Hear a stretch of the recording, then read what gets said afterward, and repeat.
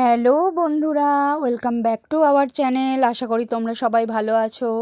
আমরাও খুব ভালো আছি। আরও একটা নতুন ভিডিও নিয়ে তোমাদের সামনে হাজির হলাম।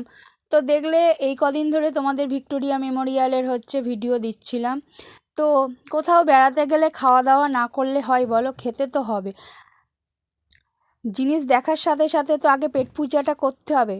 তো দেখো, আমরা ভিক্টোরিয়া মেমোরিয়াল হলে গিয়ে কোথায় কি খেলাম সেটাই তোমাদের সাথে শেয়ার করলাম।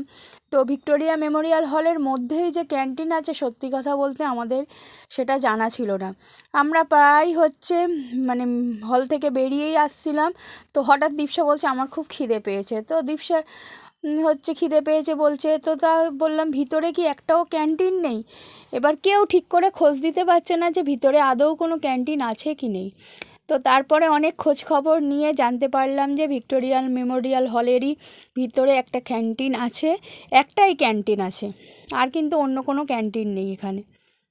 তো অনেক খোঁজার পর তারপরে জানতে পারলাম যে এখানে ক্যান্টিন আছে। এটা ভিক্টোরিয়া মেমোরিয়াল ডিপার্টমেন্টাল ক্যান্টিনটার নাম আর কি।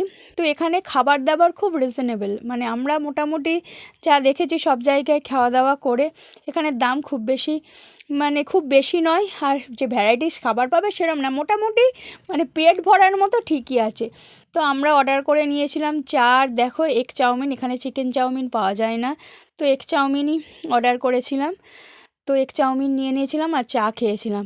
এবার দেখো, ওটা ভিক্টোরিয়াল মেমোরিয়াল হলের মধ্যে কি খেয়েছি সেটার তোমাদের সাথে শেয়ার করলাম। আর এটা দেখো রাত্রিবেলা যখন বাড়ি চলে এসেছি বললে ভুল হবে, বাড়িপুর ঢুকে গেছি সন্ধ্যের দিকে তখন পথের সাথীতে গিয়েছিলাম। পথের সাথীতে গিয়ে আরও কিছু অর্ডার করলাম, ওটা তো দুপুরে খেয়েছিলাম, খিদে পেয়ে গেছে আবার। তো পথের সাথীতে চলে এসেছি। আর আমরা সবাই একটু চা খেতে ভালোবাসি, চা না খেলে না আমাদের এনার্জি হয় না। তো আবার সন্ধেবেলা একটু চা খেয়ে নিল, বিশেষ করে আমার বাবা মা খুব চা খায় আর কি। তো পথের সাথীতে গিয়েও চায়ের অর্ডার দিয়ে দিলাম। তার সাথে প্রথমেই দেখলে ফিশ ফিঙ্গার ছিল। যেহেতু চাউমিন খেয়েছি, পেটটা মোটামুটি যে খুব একেবারে আহামরি খিদে পেয়েছে তা না। তো বাবা মা চা খেলো, আমরা যেহেতু তখন দুপুরে চা খেয়েছি আর চা খেলাম না, গরম থেকে এসছি তো সেই জন্য আমরা লেমন সোডা অর্ডার করলাম। দেখো আমার একটা, তোমাদের দাদা ভাইয়ের একটা, দীপসার একটা, আর বাবা মা আর আমাদের ড্রাইভার বিশুদা, ওরা চা খেয়েছে।